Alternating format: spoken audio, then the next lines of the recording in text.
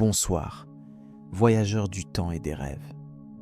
Ce soir, je t'invite à traverser les brumes de l'histoire, là où le destin d'un homme a changé le visage de l'Europe, bouleversé des royaumes et éveillé des passions qui vibrent encore aujourd'hui. Imagine un monde en feu, parcouru de rumeurs, de révolutions, de batailles éclatantes et de serments murmurés dans l'ombre. Au cœur de cette tourmente naît un enfant d'une île fière, au nom destiné à devenir légende, Napoléon Bonaparte. Son nom seul résonne comme un tonnerre à travers les siècles. Héros pour certains, tyran pour d'autres, architecte de la gloire ou fauteur de désastres, Napoléon est bien plus qu'un personnage historique. Il est une énigme, un mythe vivant dont chaque pas a marqué le sol d'une empreinte indélébile. Ce récit n'est pas seulement celui d'un conquérant, mais aussi d'un homme, façonné par son temps, ses rêves et ses démons. Laisse-toi porter par le flot tranquille des souvenirs.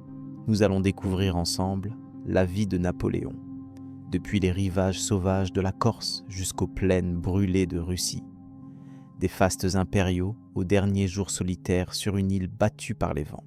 Prépare-toi à une aventure où la vérité dépasse souvent la légende, où le sommeil devient voyage et où l'histoire murmure à l'oreille de la nuit. Napoléon Bonaparte voit le jour le 15 août 1769 dans la ville d'Ajaccio sur l'île de Corse. À cette époque, la Corse vient à peine d'être rattachée à la France, après des siècles de lutte et d'indépendance farouche. La famille Bonaparte, bien que noble, mène une existence modeste, fière de ses racines italiennes et de son attachement à la terre natale. Le jeune Napoléon, cadet d'une fratrie nombreuse, grandit dans une maison où la parole, la tradition et le sens de l'honneur sont transmis comme des trésors précieux. Dès son plus jeune âge, Napoléon montre un caractère à part. Il se distingue par une curiosité insatiable, une volonté de faire et une fierté qu'il puise dans les paysages sauvages de son île. Il écoute les récits des anciens, admire les montagnes qui bordent Ajaccio et s'imprègne des légendes corses qui parlent de bravoure et de liberté. Cette enfance, à la fois rude et passionnée, forge en lui le goût du défi, le sens de l'effort et l'idée que rien n'est impossible à celui qui s'en donne les moyens. La famille Bonaparte veille sur l'éducation de ses enfants avec une attention particulière. Charles, le père, ambitionne d'offrir à son fils un avenir brillant. Il sollicite des appuis auprès des notables locaux et parvient à obtenir une bourse pour envoyer Napoléon au collège d'Autun, en France continentale. Séparé de sa Corse bien-aimée, le jeune garçon traverse la mer, le cœur chargé d'espoir et d'inquiétude. À Autun, puis à l'école militaire de Brienne, Napoléon découvre un univers nouveau, marqué par la discipline, la rigueur et la rivalité entre jeunes nobles. Il souffre du regard moqueur de ses camarades qui voient en lui un provincial, à l'accent chantant et aux manières singulières.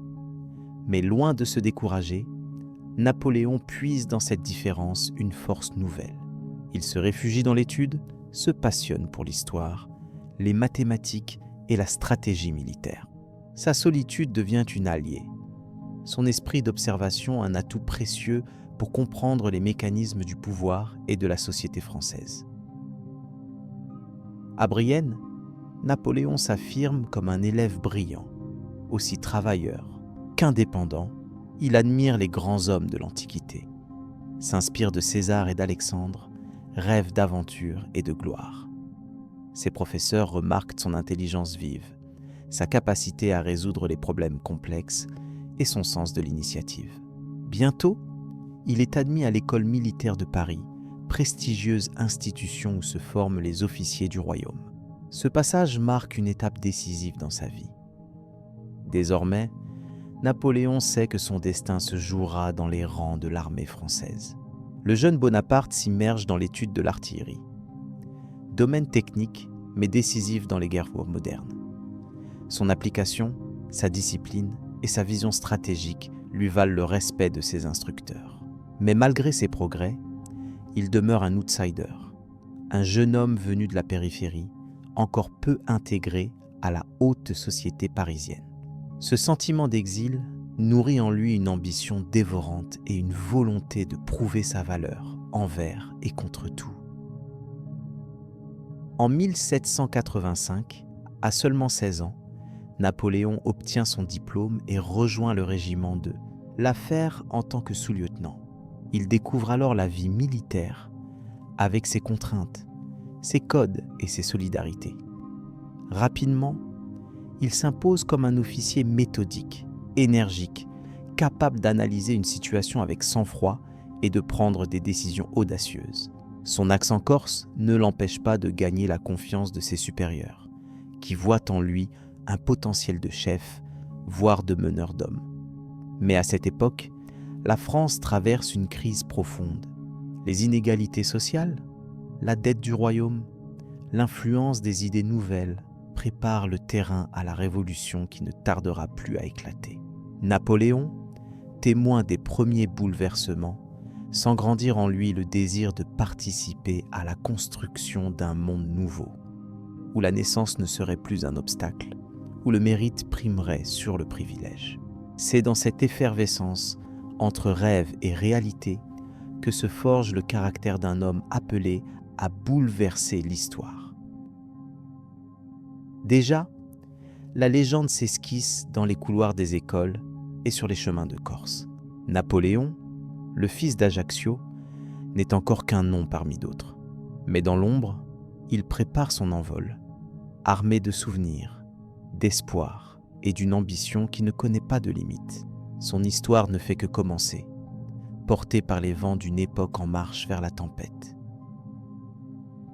À l'aube de la Révolution française, la France est un pays en proie aux tensions, secoué par les injustices, les espoirs d'égalité et la montée de la colère populaire.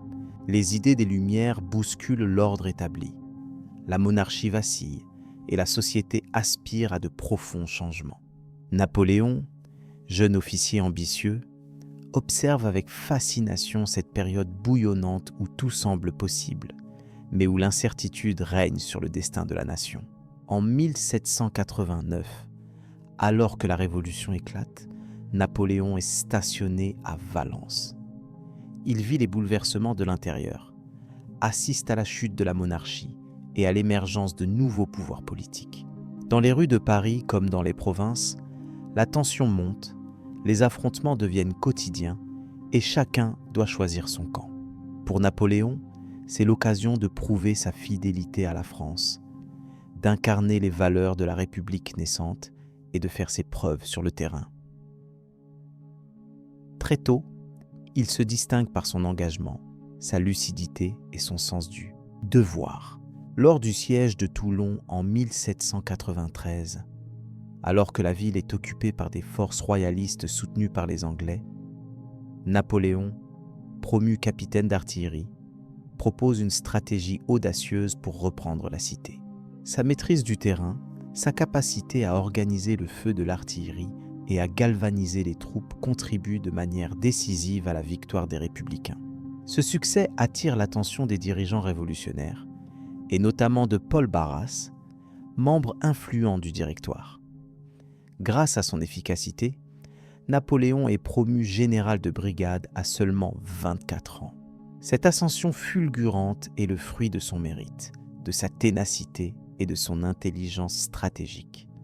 Il comprend vite que, dans une époque de bouleversement, le talent et l'audace peuvent ouvrir toutes les portes.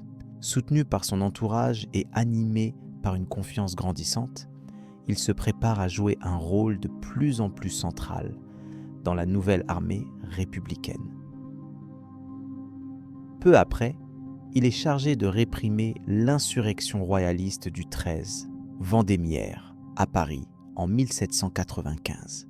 Avec sang-froid, il ordonne l'utilisation de la mitraille contre les insurgés et parvient à rétablir l'ordre en quelques heures. Cette intervention, brutale mais efficace, le propulse sur le devant de la scène et lui vaut la reconnaissance du pouvoir exécutif. Napoléon devient alors le général en chef de l'armée d'Italie. Poste prestigieux mais redoutable, car la situation sur le front est complexe. L'armée d'Italie souffre du manque de ressources, du moral fragile et de la méfiance envers ses chefs. Dès son arrivée, Napoléon impose une discipline stricte, remotive ses troupes et leur promet la gloire, la victoire et le butin. Son charisme, sa capacité à inspirer la confiance et à susciter l'enthousiasme transforme peu à peu cette armée hésitante en une force redoutable. Il s'entoure d'officiers brillants, écoute les conseils de ses proches collaborateurs, mais n'hésite pas à trancher, à décider seul quand la situation l'exige. Napoléon sait utiliser les ressources locales, négocier avec les villes italiennes et jouer des rivalités politiques pour renforcer son autorité. Il comprend l'importance de la logistique, de la rapidité et de l'effet de surprise. Ses campagnes sont menées à un rythme effréné. Ses victoires s'enchaînent avec une rapidité déconcertante et son nom commence à résonner au-delà des Alpes. Les soldats voient en lui un chef proche d'eux, courageux, capable de partager les privations du quotidien tout en les guidant vers l'exploit. En quelques mois, il remporte des succès éclatants à Montenotte, Lodi, Castiglione et Arcole. Sa stratégie innovante, sa capacité à diviser les forces adverses et à exploiter la moindre faille font de lui un adversaire redouté. Napoléon multiplie les proclamations, entretient le moral de ses troupes et fait circuler l'idée que chaque victoire est celle de la République, du peuple français et de la liberté. L'Europe commence à s'inquiéter de ce jeune général venu de Corse, qui bouleverse l'ordre traditionnel et impose un nouveau modèle de guerre. Pour Napoléon, l'Italie n'est pas seulement un champ de bataille, mais aussi un laboratoire politique et social. Il encourage la création de républiques sœurs, favorise la diffusion des idées révolutionnaires et tente d'ancrer durablement l'influence française dans la péninsule.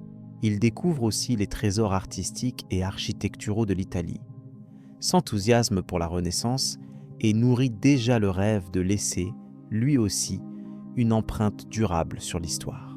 Chaque décision, chaque victoire, chaque revers le rapproche de la légende et dessine les contours d'un destin hors du commun. L'ascension de Napoléon ne se fait pas sans résistance. Certains, à Paris, s'inquiètent de son influence grandissante, de son ambition et de sa popularité auprès des soldats. Mais pour l'instant, le Directoire a besoin d'un chef victorieux, capable d'assurer la sécurité du pays et de défendre ses intérêts à l'étranger.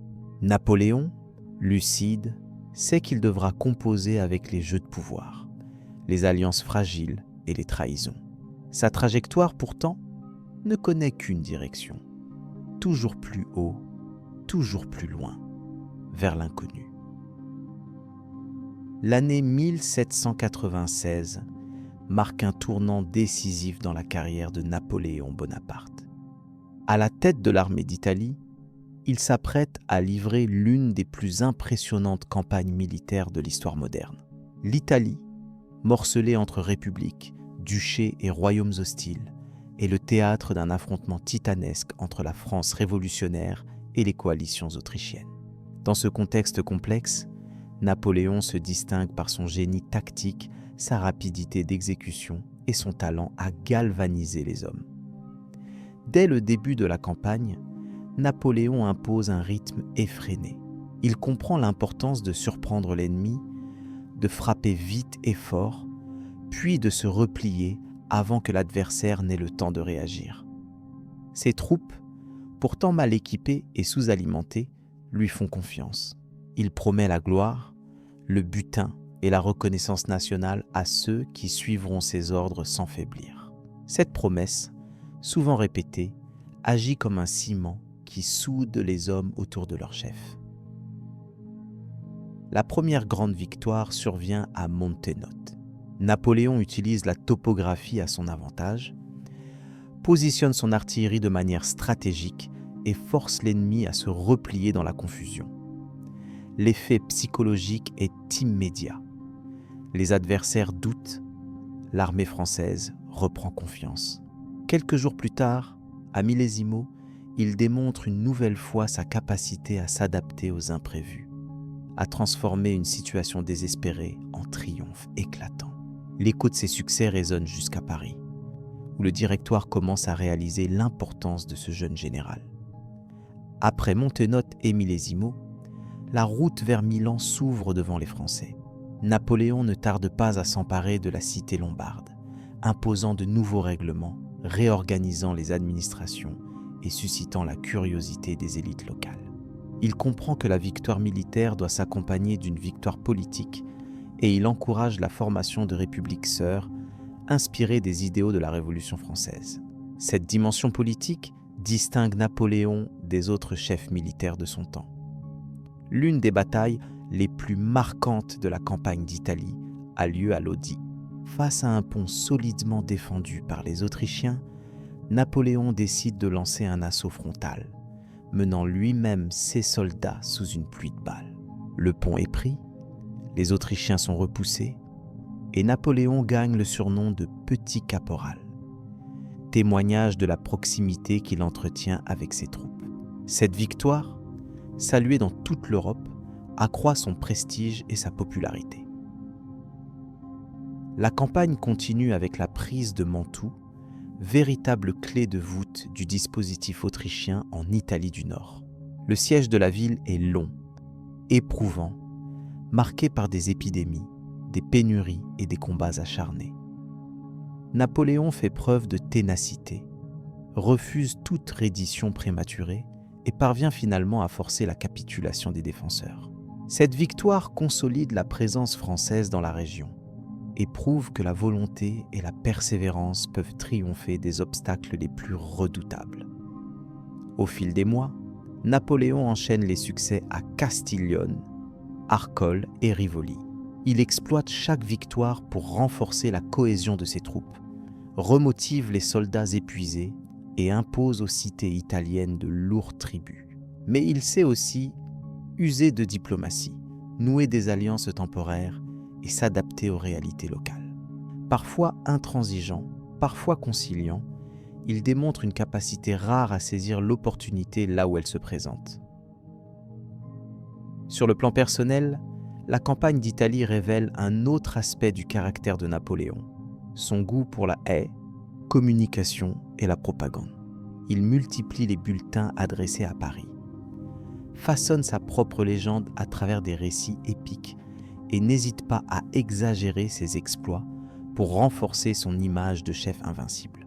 Les journaux, les gravures et les témoignages contribuent à bâtir le mythe d'un général hors du commun, promis à un avenir exceptionnel. Parallèlement, il noue des liens avec des personnalités influentes, des diplomates, des banquiers, mais aussi des artistes et des scientifiques. Cette ouverture d'esprit, cette curiosité pour le savoir et la culture distingue Napoléon de nombreux contemporains. Il voit dans l'Italie non seulement un terrain de conquête, mais aussi un espace d'enrichissement intellectuel. Un lieu où se mêlent l'histoire, l'art et la politique. La fin de la campagne d'Italie est marquée par la signature du traité de Campo Formio en 1797. Par ce traité, l'Autriche cède à la France d'importants territoires et reconnaît la domination française sur l'Italie du Nord. Napoléon, devenu une figure incontournable, rentre à Paris en triomphateur. Son ascension semble irrésistible. Son étoile brille plus que jamais dans le ciel politique français. Mais ses victoires suscitent aussi jalousie et inquiétude. À Paris, certains voient en Napoléon un homme dangereux, capable de renverser les équilibres établis. Les rivalités se multiplient, les alliances se font et se défont au gré des intérêts du moment. Napoléon, conscient de sa fragilité, prépare déjà ses prochains coups, déterminé à ne rien laisser au hasard et à imposer sa marque sur l'histoire de son pays. Fort de ses succès éclatants en Italie, Napoléon Bonaparte devient l'objet de toutes les attentions à Paris. Son prestige est immense, son influence ne cesse de grandir, et le directoire, inquiet de cette ascension, cherche à l'éloigner du centre du pouvoir. C'est dans ce contexte qu'il lui confie une mission aussi ambitieuse que périlleuse. Mener une expédition en Égypte. L'objectif officiel est de menacer les intérêts britanniques en Orient et d'ouvrir une nouvelle voie vers l'Inde. Mais pour Napoléon, il s'agit aussi d'écrire une nouvelle page de sa légende. En 1798, Napoléon prend la tête d'une armée de près de 40 000 hommes et embarque à Toulon pour une aventure qui va marquer durablement l'imaginaire collectif. À ses côtés, il emmène non seulement des soldats, mais aussi des savants, des ingénieurs, des artistes, formant la célèbre Commission des sciences et des arts. Cette initiative originale traduit l'ambition de Napoléon de lier conquête militaire et progrès scientifique, de faire de l'expédition d'Égypte une entreprise civilisatrice autant que guerrière. Le voyage jusqu'aux côtes égyptiennes est long et périlleux, ponctué de tempêtes, d'incertitudes et de tensions. Napoléon, soucieux de maintenir le moral de ses troupes, multiplie les discours et les encouragements, promettant à chacun la gloire et la découverte de terres fabuleuses. À leur arrivée près d'Alexandrie, les soldats découvrent un univers totalement différent. La chaleur accablante, le sable à perte de vue, l'exotisme des paysages et des habitants plongent l'armée dans une atmosphère à la fois fascinante et inquiétante. Dès les premiers affrontements, Napoléon démontre son génie tactique. La bataille des Pyramides, en juillet 1798, reste l'un des épisodes les plus célèbres de l'expédition. Face à une armée mamelouk bien supérieure en nombre, Napoléon ordonne la formation des fameux carrés d'infanterie. Une disposition défensive novatrice qui permet de résister à la charge de la cavalerie ennemie.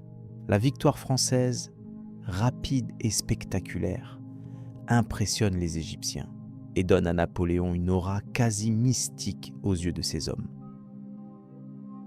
La prise du Caire consacre le succès de la première phase de l'expédition.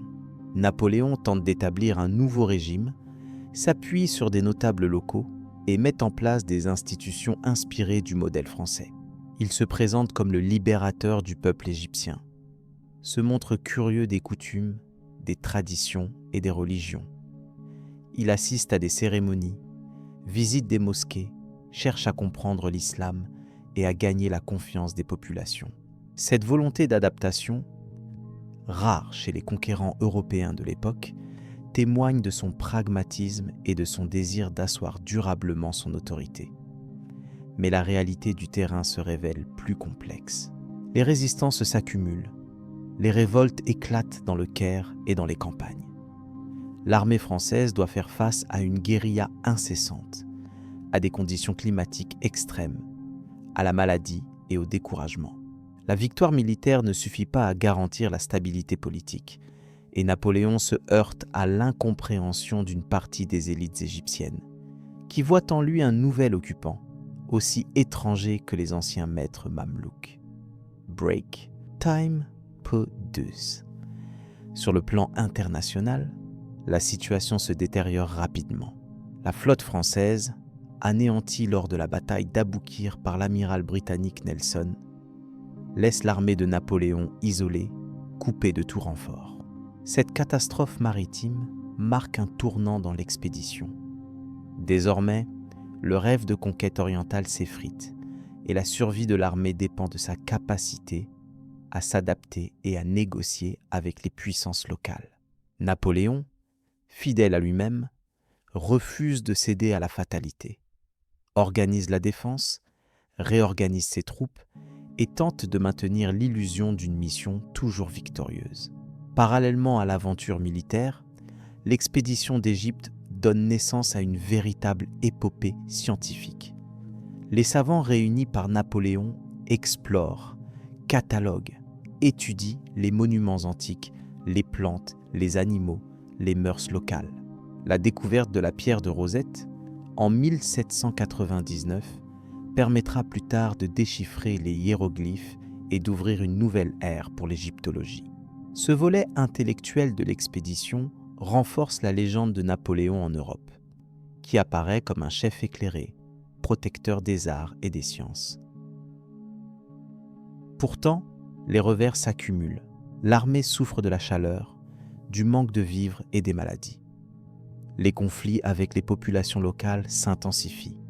La lassitude gagne les rangs et la perspective d'un retour en France devient de plus en plus incertaine. Napoléon, conscient des limites de l'entreprise, décide finalement de quitter l'Égypte en secret, confiant le commandement à ses lieutenants. Son retour en France, en 1799, se fait dans la discrétion, mais il emporte avec lui le prestige des victoires, l'aura d'un chef charismatique et l'expérience d'un monde radicalement différent. L'expédition d'Égypte, malgré ses échecs militaires et politiques, marque un moment clé dans l'histoire de Napoléon. Elle révèle sa capacité à innover, à s'adapter, à penser l'avenir en dehors des schémas traditionnels. Elle nourrit aussi son ambition de grandeur, son désir de marquer l'histoire par des actions spectaculaires et inattendues. Le retour en France ouvre un nouveau chapitre, celui de la conquête du pouvoir, dans une nation encore tourmentée par l'instabilité et le besoin d'un homme providentiel. À son retour en France, à la fin de l'été 1799, Napoléon découvre une nation divisée, épuisée par des années de guerre et de révolution. Le Directoire, le gouvernement en place, est discrédité, miné par la corruption, l'impuissance et la méfiance du peuple. Partout, l'insécurité règne, l'économie vacille, et beaucoup espèrent l'avènement d'un pouvoir fort, capable de rétablir l'ordre et de restaurer la grandeur nationale. Dans ce climat de crise, la figure de Napoléon apparaît comme une promesse de renouveau, de stabilité et d'autorité retrouvée. Le retour du général, auréolé de ses victoires en Italie et de son aventure orientale, suscite l'enthousiasme et la curiosité. Dès son arrivée à Paris, il est acclamé par la foule, sollicité par les salons politiques, courtisé par les ambitieux et les anciens révolutionnaires. Napoléon, fin observateur, comprend que le moment est venu de transformer son prestige militaire en puissance politique. Il tisse habilement des alliances, s'entoure de personnalités influentes et prépare dans l'ombre un plan audacieux pour prendre le contrôle de l'État. Au mois de Brumaire, selon le calendrier républicain, soit en novembre 1799, Napoléon passe à l'action.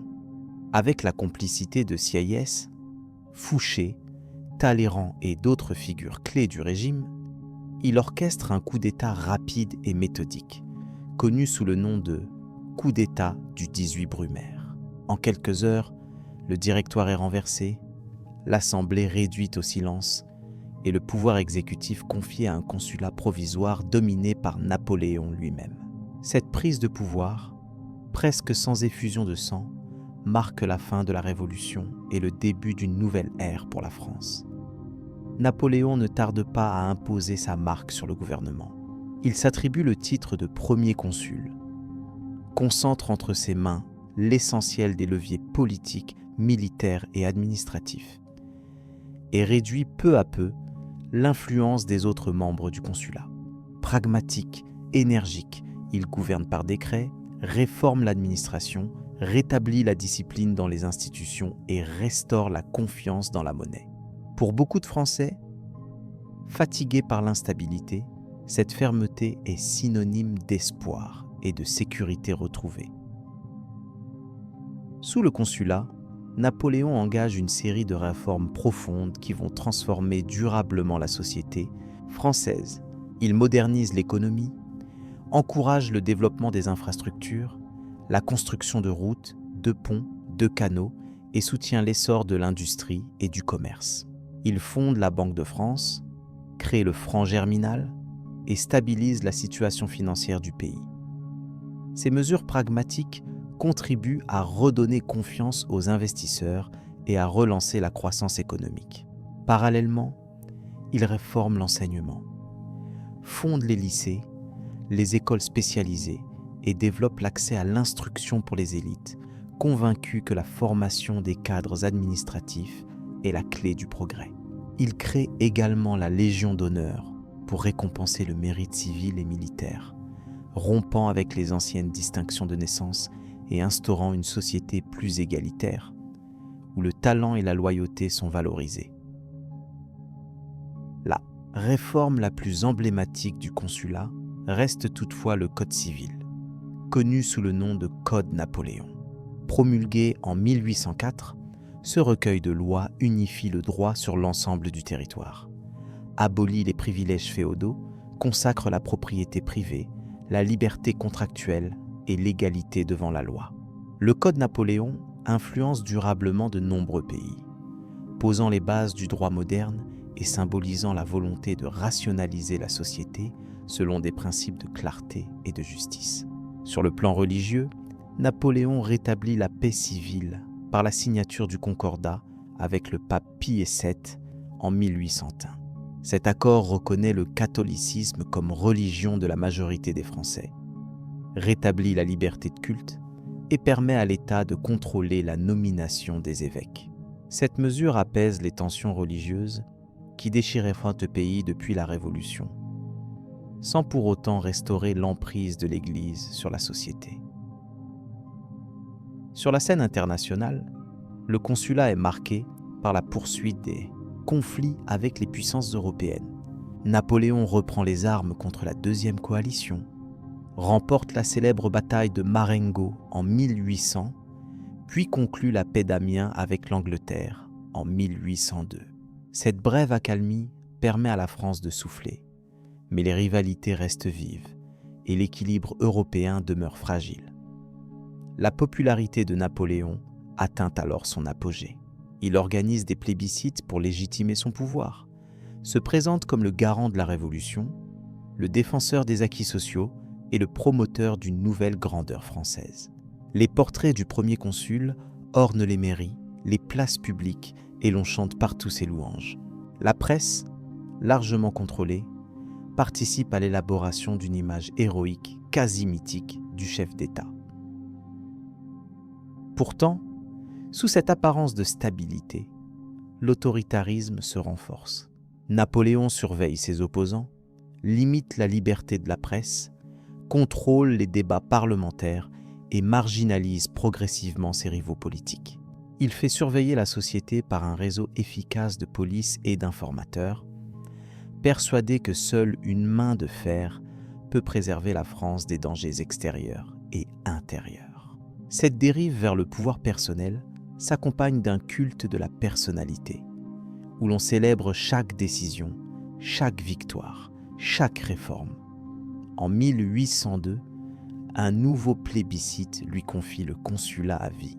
Cette étape, soutenue par la majorité de la population, ouvre la voie à l'établissement d'un régime de plus en plus monarchique. Napoléon, désormais maître du jeu politique, prépare en secret son couronnement, décidé à donner à sa puissance une forme institutionnelle et durable. L'année 1804 marque un moment charnière dans l'histoire de la France et dans la trajectoire de Napoléon Bonaparte. Après plusieurs années à la tête du consulat, Napoléon franchit une étape décisive en se faisant proclamer empereur des Français. Ce choix, entériné par un plébiscite massif, traduit le désir d'ordre, de stabilité et de grandeur qui anime une grande partie de la société française, lassée par les troubles révolutionnaires et soucieuse de préserver les acquis récents.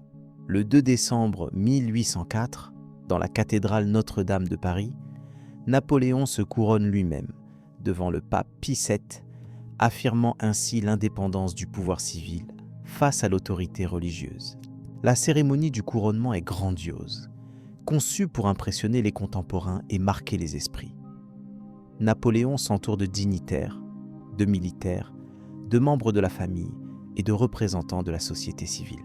Les symboles de la monarchie sont réinventés, l'aigle impérial, la couronne de laurier, le manteau d'hermine, la main de justice.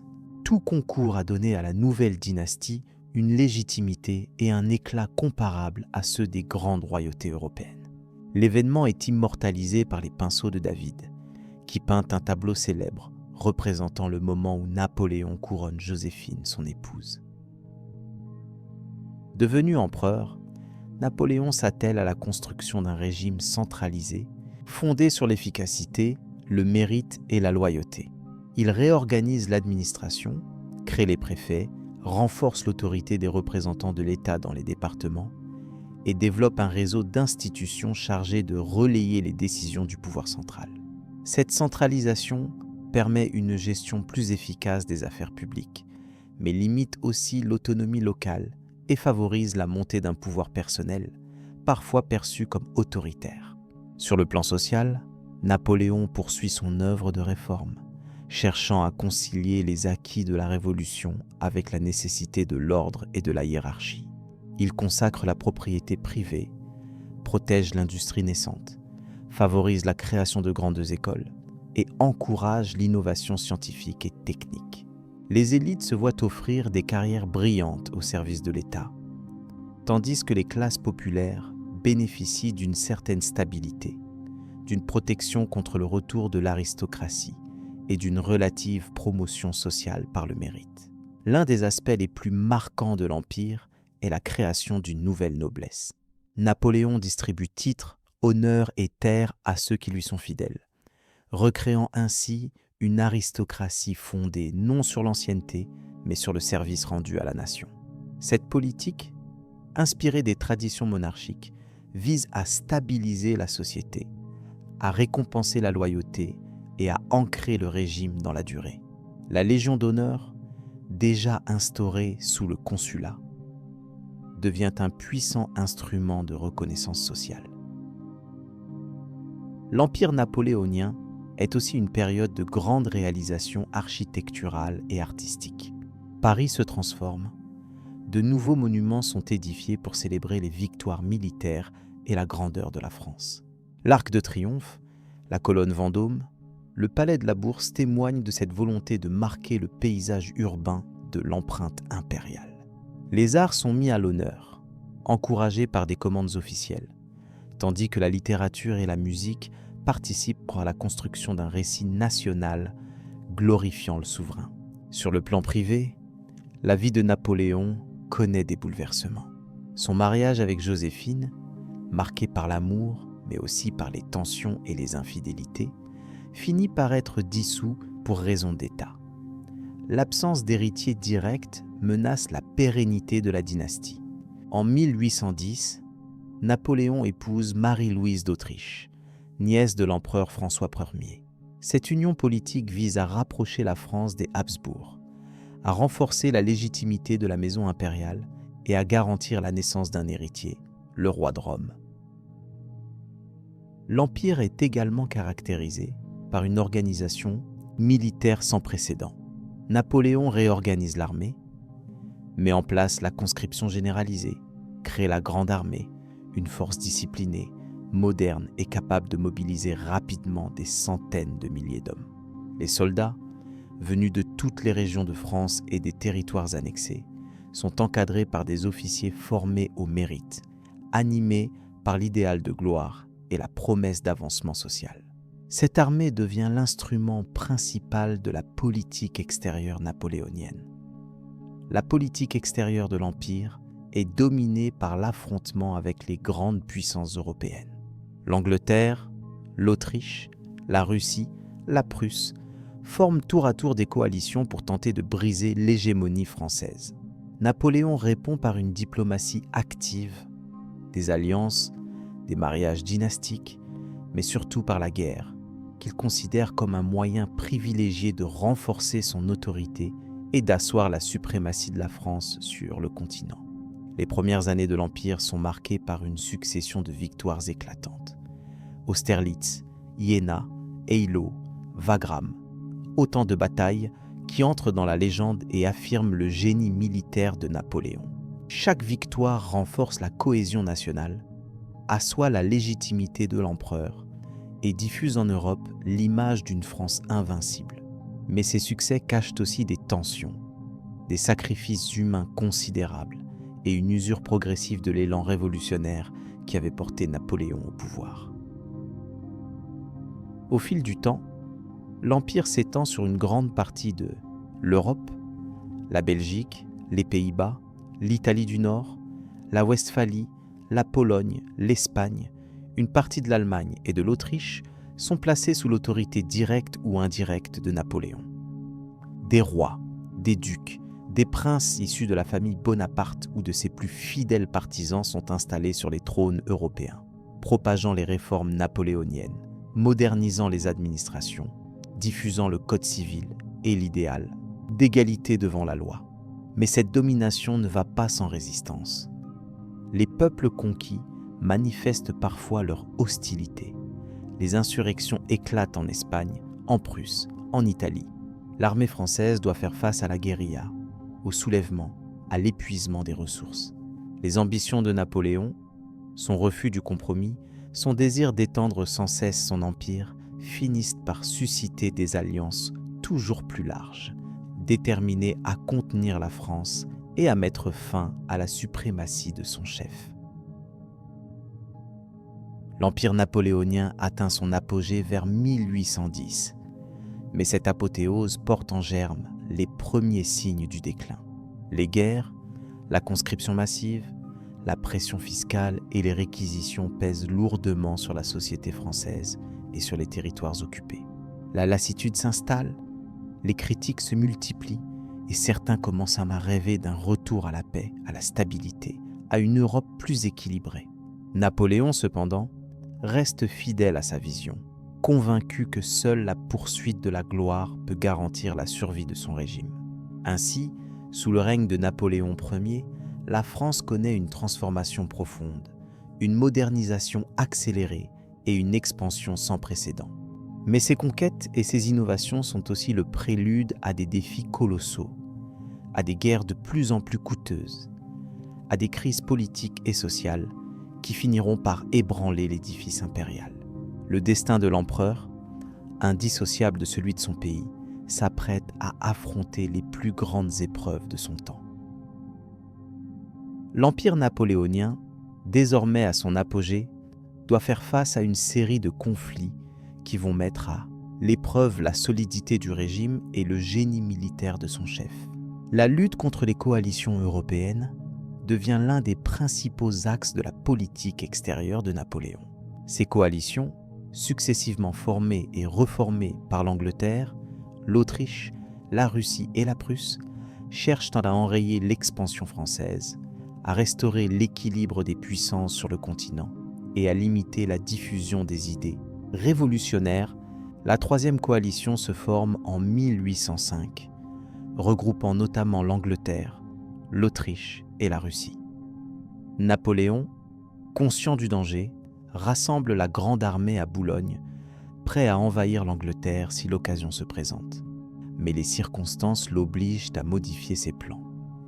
Il marche vers l'est, traverse le Rhin, puis la Bavière, et affronte les troupes adverses en Moravie.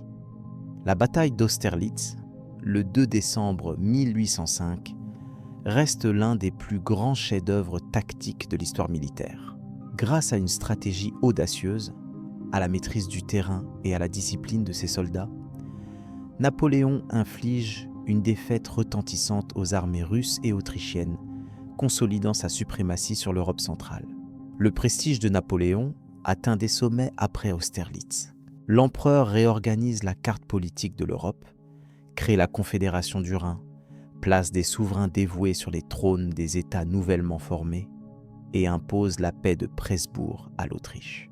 Cette nouvelle configuration géopolitique réduit considérablement l'influence des Habsbourg, affaiblit la Prusse et alimente la méfiance de l'Angleterre, qui craint de se retrouver isolée face à une Europe unifiée sous l'égide française. Break. Time plus 2. En 1806, la quatrième coalition, composée de la Prusse, de la Russie, de la Saxe et de l'Angleterre, prend forme. Napoléon, fidèle à sa doctrine de la rapidité et de l'offensive, se lance dans une campagne fulgurante à travers la Saxe et la Prusse. Les batailles d'Iéna et d'Auerstedt sont remportées avec brio par la Grande Armée, qui entre victorieuse à Berlin. Napoléon impose des réformes profondes aux États vaincus, abolit le servage, diffuse le code civil et encourage la modernisation des administrations. Mais la résistance ne faiblit pas. En 1807, la campagne de Pologne oppose les Français aux Russes dans des conditions climatiques extrêmes.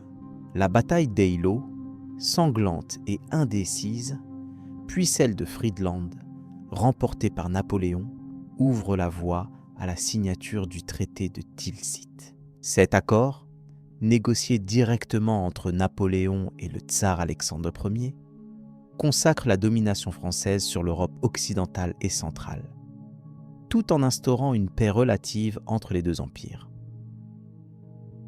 L'empire napoléonien, à son extension maximale, contrôle alors un vaste ensemble de territoires, soit directement, soit par le biais d'alliances et de monarchies satellites.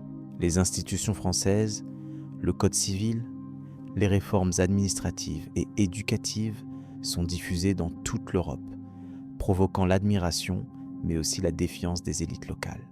Les populations, parfois enthousiastes, parfois hostiles, doivent s'adapter à un ordre nouveau, où la loyauté envers Napoléon prime sur les traditions séculaires. Cependant, l'Angleterre, toujours déterminée à contrer l'expansion française, maintient un blocus maritime qui fragilise l'économie continentale. Pour riposter, Napoléon instaure le système dit de la blocus continental, interdisant à tous les pays sous contrôle ou influence française de commercer avec l'Angleterre. Cette mesure, bien qu'ambitieuse, provoque de graves difficultés économiques. La contrebande se développe et le mécontentement gagne certaines régions de l'Empire, notamment en Espagne et en Italie. La péninsule ibérique devient alors le théâtre d'un nouveau conflit majeur. En 1808, Napoléon décide d'intervenir en Espagne, renverse la dynastie des Bourbons et place son frère Joseph sur le trône. Mais l'occupation française, loin de stabiliser le pays, déclenche une insurrection populaire sans précédent. La guerre d'Espagne, marquée par des guérillas incessantes, des atrocités et des combats acharnés, devient un véritable gouffre pour l'armée impériale, qui doit mobiliser toujours plus de troupes pour faire face à une résistance tenace et imprévisible. Cette guerre, que Napoléon qualifie de plaie ouverte dans son empire, affaiblit considérablement ses forces et mine le moral de la grande armée. Les pertes humaines, le coût financier, la lassitude des soldats et l'impopularité croissante de l'occupation contribuent à éroder la légitimité du régime.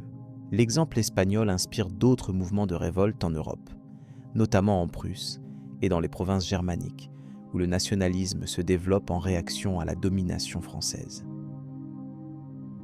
Parallèlement, la Russie commence à prendre ses distances avec la France.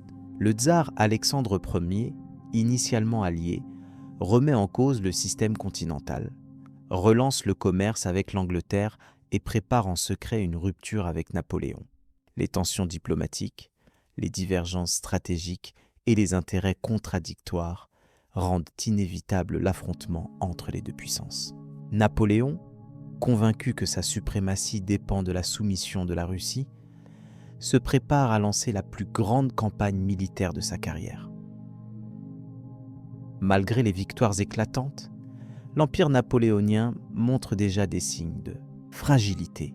La conscription massive, les guerres incessantes, la pression fiscale et la répression des opposants suscitent un malaise croissant dans la société française. Les voix critiques, bien que marginalisées, se font entendre dans les salons, les pamphlets, les correspondances privées.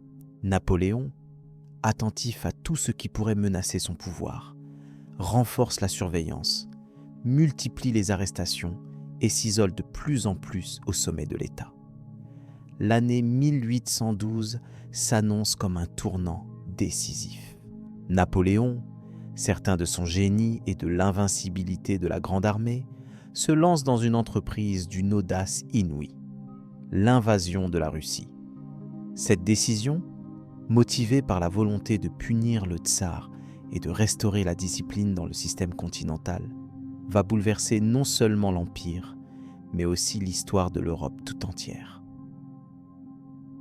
La campagne de Russie, engagée à l'été 1812, s'inscrit parmi les épisodes les plus dramatiques et les plus mémorables de l'histoire napoléonienne. Déterminé à contraindre le tsar Alexandre Ier à respecter les termes du traité de Tilsit et à réintégrer la Russie dans le système continental, Napoléon mobilise la plus vaste armée jamais vue en Europe.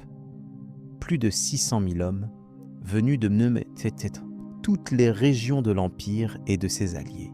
Cette force, baptisée la Grande Armée, traverse le Niémen au mois de juin, confiante dans la supériorité de sa discipline et dans le génie de son chef. Dès les premiers jours de l'invasion, Napoléon se heurte à une stratégie inattendue de la part des Russes. Au lieu de livrer bataille, il se retire systématiquement, pratiquant la politique de la terre brûlée, incendiant villages, récoltes et stocks pour priver l'ennemi de tout ravitaillement.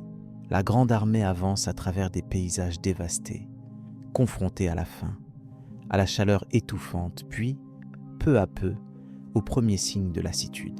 Les distances immenses, la lenteur des communications et la difficulté à maintenir la cohésion des troupes accentuent les tensions internes. La première grande confrontation survient à Smolensk, en août 1812. Après de violents combats, la ville est prise, mais au prix de lourdes pertes. Napoléon espère forcer les Russes à accepter la bataille décisive qui mettrait fin à la campagne. Mais le tsar et ses généraux reculent toujours, entraînant l'armée française toujours plus loin dans l'immensité russe. Le moral des soldats commence à fléchir. Les maladies et les désertions se multiplient, tandis que la logistique se complique à mesure que l'on s'éloigne des bases arrières. Le 15 septembre, la Grande Armée atteint Moscou, objectif symbolique et politique majeur. Mais la ville, abandonnée par ses habitants et livrée aux flammes par des incendiaires, ne représente plus qu'un champ de ruines. Napoléon, installé au Kremlin, attend en vain une offre de paix du tsar, qui refuse de céder malgré la prise de la capitale historique. La situation se détériore rapidement. Les réserves s'épuisent, l'hiver approche, les communications avec la France sont rompues, et les premiers signes de découragement gagnent même le cercle rapproché de l'empereur. Devant l'absence de négociation et le risque d'être encerclé, Napoléon ordonne la retraite au mois d'octobre. Cette décision marque le début d'une épreuve terrible, où la faim, le froid, la maladie et les attaques constantes des Cosaques déciment la Grande Armée. Les colonnes de soldats, harassés, affamés, luttent pour leur survie à travers la steppe glacée. Les scènes d'horreur se multiplient. Chevaux abattus pour servir de nourriture, blessés abandonnés, rivières gelées transformées en pièges mortels. La Bérésina, en novembre, devient le symbole de cette débâcle, lorsque des milliers d'hommes périssent tentant de franchir la rivière sous le feu ennemi. La campagne de Russie se solde par une catastrophe humaine et militaire. Sur plus de 600 000 hommes engagés, à peine quelques dizaines de milliers parviennent à regagner l'Europe centrale. Le mythe de l'invincibilité napoléonienne s'effondre, l'aura de l'empereur est ternie, et la France, privée de ses meilleures troupes, se retrouve exposée à la contre-offensive des puissances coalisées. Cette tragédie marque un tournant dans l'histoire de l'Empire. La confiance s'effrite, les Alliés prennent leur distance et la contestation grandit dans les rangs de la société française. Malgré l'ampleur du désastre, Napoléon fait preuve d'une énergie et d'une détermination remarquables. À peine revenu à Paris, il reconstitue une nouvelle armée, mobilise les ressources du pays et tente de rassurer l'opinion publique.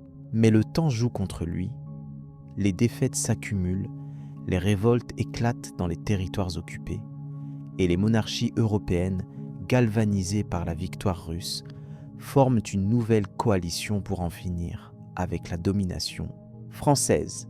En 1813, la guerre reprend de plus belle. La campagne d'Allemagne, marquée par les batailles de Lützen, Bautzen, Dresde et Leipzig, voit une armée française épuisée affronter des forces coalisées toujours plus nombreuses et déterminées. La bataille des nations à Leipzig, en octobre, consacre la supériorité numérique des adversaires et précipite la retraite de Napoléon vers la France. L'Empire vacille, ses frontières sont menacées et la perspective d'une invasion étrangère devient réalité. Les derniers mois de l'Empire sont marqués par une résistance désespérée. Napoléon multiplie les proclamations, tente de rallier la nation à sa cause, mais la lassitude, la pauvreté, le deuil sapent la mobilisation. Les villes tombent une à une. Paris est investi en mars 1814 et Napoléon, isolé, doit abdiquer le 6 avril. Les puissances victorieuses imposent son exil sur l'île d'Elbe, au large de l'Italie, mettant ainsi un terme à plus de 15 années de règne sans partage. Pourtant, même dans la défaite, la légende napoléonienne ne cesse de grandir. L'empereur, réduit à gouverner un minuscule territoire insulaire, demeure une figure fascinante, admiré par ses partisans et redouté par ses ennemis. Son séjour à l'île d'Elbe, bien que bref, est marqué par des réformes, des projets, des rêves de retour. Napoléon n'a pas dit son dernier mot. Son regard est déjà tourné vers la France, où il sait que le peuple n'a pas oublié la grandeur passée, ni les promesses d'un avenir glorieux. L'exil de Napoléon sur l'île d'Elbe, après son abdication en avril 1814, marque le début d'une période à la fois inattendue et riche en rebondissements. L'ancien empereur, relégué sur ce petit territoire méditerranéen, conserve le titre de souverain de l'île, ainsi qu'une petite cour et une modeste garnison. Il s'emploie rapidement à réformer l'administration locale, moderniser l'agriculture, améliorer les infrastructures et instaurer de nouvelles lois. Comme s'il voulait prouver que son génie pouvait s'exercer même dans les limites d'un minuscule royaume. Pourtant, à Elbe, Napoléon reste obsédé par le destin de la France. Il reçoit quotidiennement des informations venues du continent, suit de près les événements politiques et s'inquiète de l'impopularité croissante des Bourbons restaurés. La politique maladroite de Louis XVIII, l'insatisfaction des anciens soldats et le mécontentement d'une partie de la population offrent à Napoléon l'opportunité d'un retour audacieux. Il prépare dans le secret son évasion, tisse des liens avec des partisans restés fidèles et surveille la moindre brèche dans la vigilance de ses surveillants. En février 1815, Napoléon parvient à s'échapper d'Elbe, à bord d'un petit navire. Accompagné de quelques centaines de fidèles, il débarque près d'Antibes et entame une marche triomphale à travers les Alpes. À chaque étape, il rallie à sa cause des soldats, des officiers, des paysans, séduits par sa présence, son charisme et la promesse d'une France retrouvée. Son arrivée à Grenoble, puis à Lyon, déclenche une vague d'enthousiasme. Les régiments envoyés pour l'arrêter finissent par rejoindre ses rangs, tandis que Louis XVIII fuit précipitamment Paris. L'épisode des 100 jours commence. Napoléon, de retour à Paris en mars 1815, retrouve un pays divisé, secoué par la peur et l'espoir. Il tente de réconcilier les factions rivales, promet des réformes libérales, rédige une nouvelle constitution, mais le temps lui manque pour transformer en profondeur la société. Les puissances européennes, alarmées par ce retour inattendu, reforment une coalition et déclarent la guerre à l'empereur, déterminé à écraser définitivement sa renaissance. Napoléon reconstitue précipitamment une armée, mobilise les vétérans de la Grande Armée, tente de rallier l'opinion publique par des proclamations vibrantes et des gestes symboliques. Mais la France, épuisée par les guerres et les défaites, hésite à s'engager pleinement dans une nouvelle campagne. Les Alliés, rassemblés en Belgique, avancent plus rapidement, forçant Napoléon à agir sans délai pour tenter de diviser ses adversaires avant qu'ils ne puissent concentrer toutes leurs forces. La campagne de Belgique se termine par la bataille de Waterloo le 18 juin 1815. Ce combat, qui devait permettre à Napoléon de retrouver son prestige et de négocier une paix favorable, tourne à la catastrophe. Malgré le courage de ses soldats, la ténacité de ses maréchaux et sa propre énergie, Napoléon doit faire face à l'habileté stratégique du duc de Wellington et à l'arrivée décisive des troupes prussiennes de Blücher. L'armée française, submergée, est contrainte à la retraite dans la confusion et la panique. La défaite de Waterloo marque la fin définitive du règne napoléonien.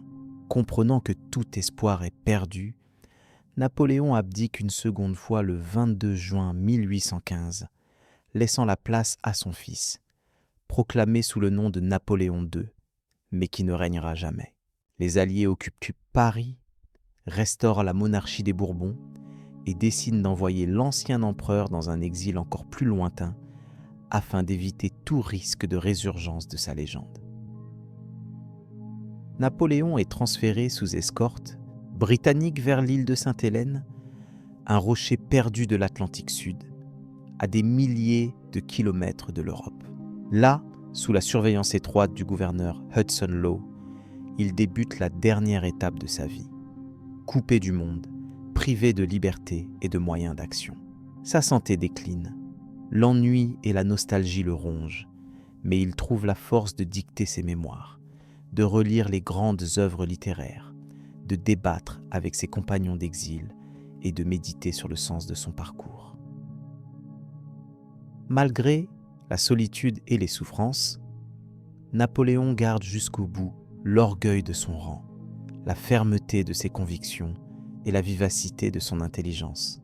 Il se réinvente en martyr de la liberté, en héros trahi par la lâcheté des rois et l'ingratitude des peuples. Son entourage, composé de fidèles irréductibles, participe à l'élaboration d'un mythe qui ne cessera de croître après sa mort. Sainte-Hélène devient ainsi le théâtre d'une légende moderne, nourrie de récits, de souvenirs, de rêves inachevés et d'une postérité déjà immense. La disparition de Napoléon sur l'île de Sainte-Hélène n'a pas mis un terme à son influence sur la France et sur l'Europe. Bien au contraire, l'héritage napoléonien, riche, complexe et parfois contradictoire, s'est diffusé bien au-delà de sa mort. Les institutions qu'il a créées, les idées qu'il a propagées et les réformes qu'il a imposées ont profondément façonné la société moderne, posant les bases de nombreux aspects de l'État contemporain. Dans les décennies qui suivent sa chute, la France oscille entre nostalgie et rejet, tentant de trouver un équilibre entre la mémoire de l'Empire et les exigences d'une époque nouvelle. L'une des traces les plus durables laissées par Napoléon est sans doute le Code civil, promulgué en 1804. Ce texte, fondé sur la clarté, l'universalité et l'égalité devant la loi, remplace la mosaïque de coutumes, de privilèges et de règlements hérités de l'Ancien Régime. Le Code Napoléon, rapidement adopté dans une grande partie de l'Europe, inspire les systèmes juridiques de nombreux pays et continue de structurer la vie quotidienne des citoyens français. Par sa simplicité et sa rationalité, il devient un modèle pour ceux qui rêvent d'un monde plus juste et plus prévisible. Au-delà du droit, l'organisation administrative mise en place par Napoléon demeure l'une de ses réalisations majeures. Les préfets, véritables relais du pouvoir central, assurent l'unité du territoire, la mise en œuvre des décisions de l'État et la cohésion des politiques publiques. Les lycées, les grandes écoles, les universités se développent sous son impulsion, formant une élite capable de gérer les affaires du pays et de porter l'innovation dans tous les domaines. L'armée, modernisée, professionnalisée, devient un instrument de puissance et un facteur d'intégration sociale.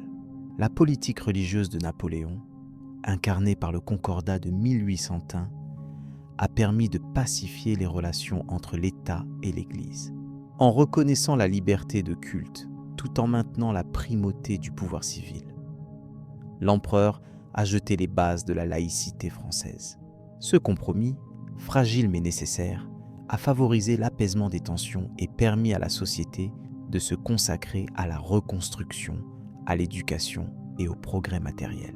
L'économie, quant à elle, bénéficie des réformes bancaires, de la création de la Banque de France, de l'introduction du franc germinal et de la stimulation des grands travaux publics.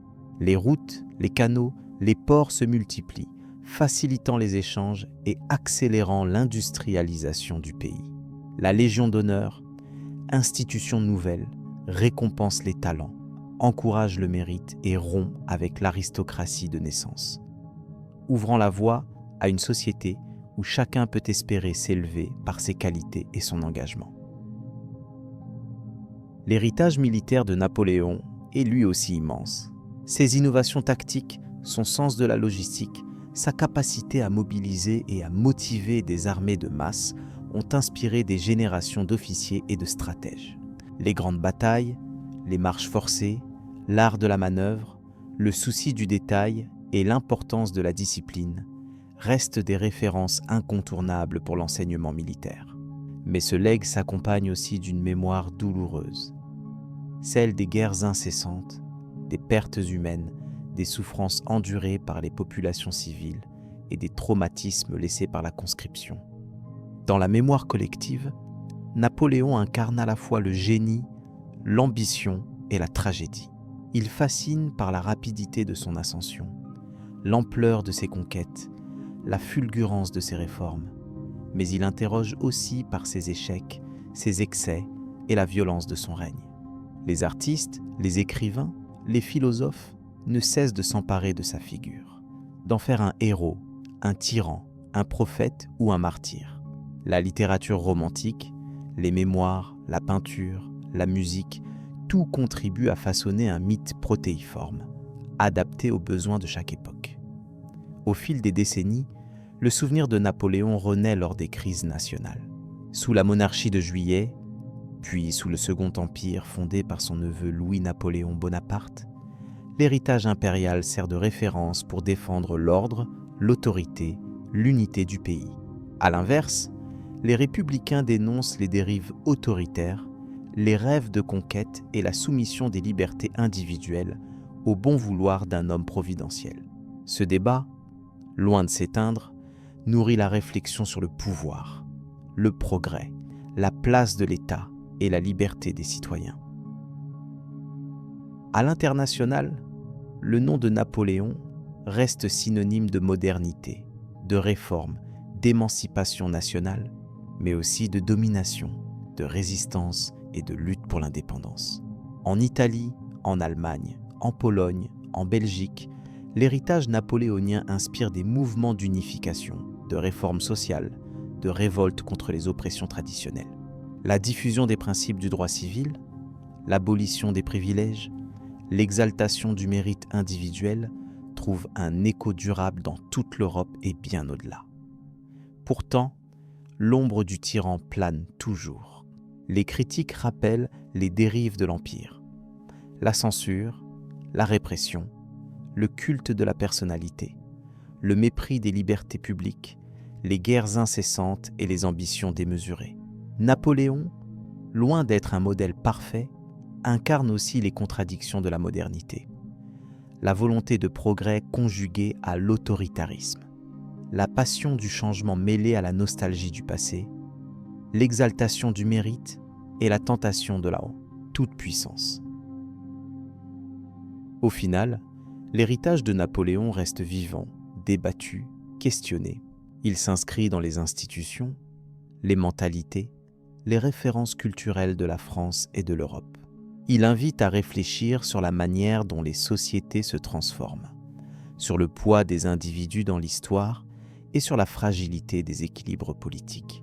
2 siècles après sa mort, Napoléon continue d'être un sujet d'étude, d'admiration, de rejet ou de fascination. Preuve que son passage a laissé une empreinte indélébile dans la mémoire de l'humanité. Au lendemain de la disparition de Napoléon, la France et l'Europe s'engagent dans une période de transition marquée par la restauration des monarchies, la recherche d'un nouvel ordre international et la lente assimilation de l'héritage impérial. Les Bourbons retrouvent le trône de France. Les frontières sont redessinées par le Congrès de Vienne et la Sainte Alliance tente d'assurer la stabilité en réprimant toute velléité révolutionnaire. Mais le souvenir de Napoléon, loin de s'éteindre, continue d'habiter la mémoire collective, d'inspirer les esprits et d'alimenter les débats politiques, sociaux et culturels du continent. Les anciens soldats de la Grande Armée, dispersés, marginalisés ou intégrés dans les nouvelles institutions, cultivent la nostalgie de l'épopée impériale. Les vieux grognards se retrouvent dans les cabarets, racontent leur campagne, entretiennent le culte du chef disparu et rêvent d'un retour à la gloire passée. La littérature, les chansons populaires, les gravures perpétuent l'image d'un héros malheureux, victime de la trahison, de la fatalité et de l'ingratitude des puissants. Cette mémoire, entretenue par les anciens compagnons de Napoléon, devient un ferment de résistance à la restauration monarchique. Dans la société française, le nom de Napoléon reste synonyme d'ordre, de justice, de mérite et de grandeur nationale. Beaucoup voient en lui l'incarnation des valeurs républicaines, la preuve qu'un homme venu du peuple peut s'élever au sommet et transformer durablement la société. Les partisans de la Révolution, les défenseurs des acquis sociaux, les nostalgiques de l'Empire s'opposent aux royalistes, aux conservateurs et aux partisans du retour à l'Ancien Régime. Ce clivage, longtemps latent, ressurgit à chaque crise politique, à chaque changement de régime. Les artistes, les écrivains et les intellectuels s'emparent de la figure de Napoléon pour exprimer leurs doutes, leurs espoirs, leurs angoisses. Hugo, Balzac, Stendhal, Chateaubriand, Berlioz, Delacroix et tant d'autres puisent dans le mythe napoléonien l'inspiration de leurs œuvres, explorant tour à tour la grandeur, la solitude, la chute et la nostalgie du pouvoir. La peinture, la sculpture, la littérature romantique et la musique symphonique participent à la construction d'un imaginaire collectif, où le destin individuel se confond avec la destinée d'une nation.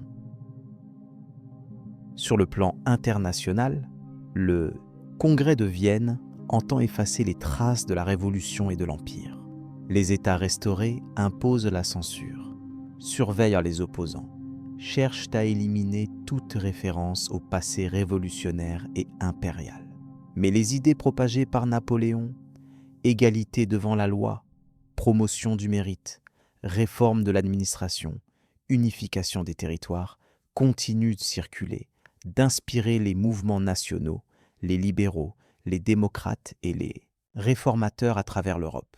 La figure de Napoléon prend alors une dimension universelle. Il devient le symbole du destin exceptionnel, de la capacité d'un individu à bouleverser le cours de l'histoire, mais aussi des dangers de l'ambition démesurée, de la fragilité des empires et de la vanité des conquêtes.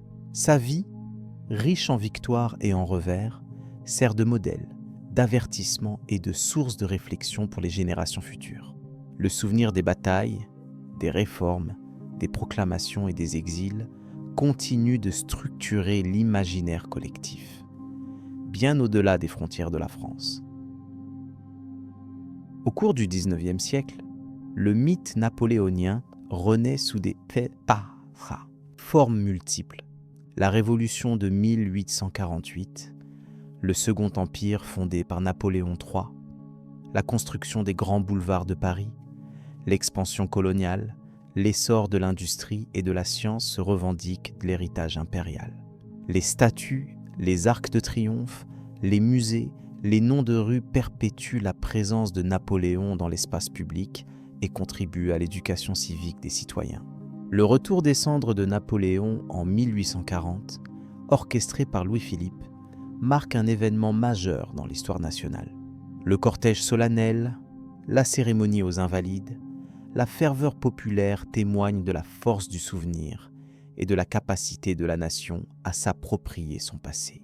Napoléon, désormais réconcilié avec la République, la monarchie et l'Empire, devient un point de ralliement, un repère pour ceux qui cherchent à concilier ordre et liberté, progrès et tradition, grandeur et justice. La question napoléonienne ne cesse de susciter les débats. Faut-il admirer le conquérant ou dénoncer le tyran ? Faut-il célébrer le législateur ou regretter l'homme de guerre? Faut-il s'inspirer du modèle impérial ou en tirer les leçons pour éviter ses excès? Ces interrogations, loin d'être résolues, continuent d'alimenter la réflexion sur le pouvoir, la responsabilité et le rôle des grands hommes dans l'histoire. Enfin, la mémoire de Napoléon, transmise de génération en génération, rappelle la complexité du passé, la pluralité des interprétations et la nécessité de préserver l'esprit critique face aux mythes et aux légendes. Le destin de l'empereur, inscrit dans la pierre des monuments, dans les pages des livres et dans la conscience des peuples, demeure un appel à comprendre, à analyser, à dépasser les apparences pour saisir le sens profond de l'histoire humaine. Break. Time Part 2. La légende de Napoléon ne cesse de se renouveler. Bien après sa mort, portée par le souffle des siècles, les changements politiques et l'évolution des sociétés. Chaque génération, chaque époque, chaque courant idéologique a projeté sur la figure de l'empereur ses espoirs, ses angoisses, ses aspirations à la grandeur ou à la justice. L'histoire de Napoléon devient ainsi un miroir dans lequel se reflètent les contradictions de la France, la complexité de l'Europe et les tourments de la modernité. Le souvenir de l'empereur traverse le temps, chargé de significations, de symboles et de débats passionnés. Dès le retour des cendres en 1840, le culte napoléonien prend une ampleur inédite. Les cérémonies officielles, les discours, les commémorations nationales ancrent la figure de Napoléon dans la mémoire collective, faisant de lui non seulement un personnage historique, mais un mythe vivant. Les Invalides, où repose son tombeau, deviennent un lieu de pèlerinage pour des millions de visiteurs venus du monde entier, fascinés par la trajectoire exceptionnelle d'un homme parti de l'obscurité pour tutoyer les sommets du pouvoir. Break. Time for this. La littérature, le cinéma, la bande dessinée, la musique s'emparent du destin napoléonien pour explorer les thèmes universels de l'ambition, de la solitude, de la chute et de la rédemption. Des romans de Tolstoï aux poèmes de Victor Hugo, des peintures de David aux symphonies de Beethoven. La figure de Napoléon irrigue la culture occidentale, nourrissant des œuvres qui interrogent le sens de l'histoire, la fatalité et la liberté humaine. Les débats sur la place de Napoléon dans l'histoire française et mondiale se multiplient, opposant les admirateurs aux détracteurs, les nostalgiques aux critiques de la modernité impériale. L'historiographie napoléonienne s'est considérablement enrichie au fil des décennies. Les chercheurs, les biographes, les essayistes analysent la carrière de l'empereur sous des angles multiples, stratège de génie, réformateur visionnaire, dictateur implacable ou promoteur des droits civiques. Les archives, les témoignages, la correspondance, les mémoires alimentent une réflexion sans cesse renouvelée sur la nature du pouvoir, la dynamique des révolutions et les dangers de la personnalisation excessive du destin national. La figure de Napoléon continue d'inspirer des hommes d'État, des chefs militaires, des entrepreneurs, des artistes. Son goût de l'innovation, sa capacité à prendre des risques, son génie organisationnel, mais aussi ses limites, ses erreurs, ses dérives autoritaires, servent de référence pour tous ceux qui s'interrogent sur les ressorts de l'action et la portée des choix individuels. Le Code civil, la Légion d'honneur, la centralisation administrative restent des piliers de l'État moderne, étudiés, adaptés et parfois remis en question à la lumière des évolutions contemporaines. L'image de Napoléon s'exporte aussi bien au-delà des frontières françaises. Dans de nombreux pays, il incarne le modèle du chef charismatique, l'homme du destin capable de bouleverser l'ordre établi et de faire surgir un monde nouveau. Son épopée nourrit les imaginaires nationaux, inspire des mouvements de réforme et d'émancipation, tout en suscitant la méfiance face aux tentations autoritaires et à l'attrait du pouvoir absolu. Les débats sur l'impérialisme, le colonialisme, la responsabilité des élites trouvent dans l'histoire napoléonienne un terrain privilégié de réflexion et de controverse. À mesure que s'éloigne le temps de l'Empire, le souvenir de Napoléon se fait plus nuancé, plus complexe, moins soumis aux passions du présent. Les générations nouvelles découvrent à la fois le stratège audacieux et le politique calculateur, l'inspirateur de réformes progressistes et le promoteur de guerres dévastatrices. La fascination pour le personnage se double d'une interrogation sur les limites de l'héroïsme, la fragilité des institutions et le rapport entre le peuple et ses chefs. Les expositions, les documentaires, les colloques universitaires témoignent d'un intérêt constant pour l'homme et son œuvre. La France, au fil des crises et des recompositions politiques, continue de dialoguer avec son passé napoléonien. Les débats sur la mémoire, la célébration ou la condamnation de l'empereur, la place de l'État, la notion de mérite, l'ouverture sociale, la laïcité, sont autant de points de friction et de créativité qui animent la vie publique. La figure de Napoléon, loin de se figer en statue, demeure un sujet de questionnement, d'émulation et parfois de division, rappelant que l'histoire est d'abord un champ de force où se construisent et se déconstruisent les identités collectives. Dans la société mondiale contemporaine, le nom de Napoléon continue de résonner comme une métaphore de la volonté, de l'intelligence et de la démesure. Ses succès et ses échecs, ses triomphes et ses revers offrent une grille de lecture pour comprendre les dynamiques du pouvoir, l'ascension et la chute des empires, la capacité des individus à transformer le destin des nations. Le visage de Napoléon, reproduit sur des billets, des timbres, des affiches, s'inscrit dans le quotidien de millions de personnes, prolongeant la présence d'un mythe qui ne cesse de se réinventer.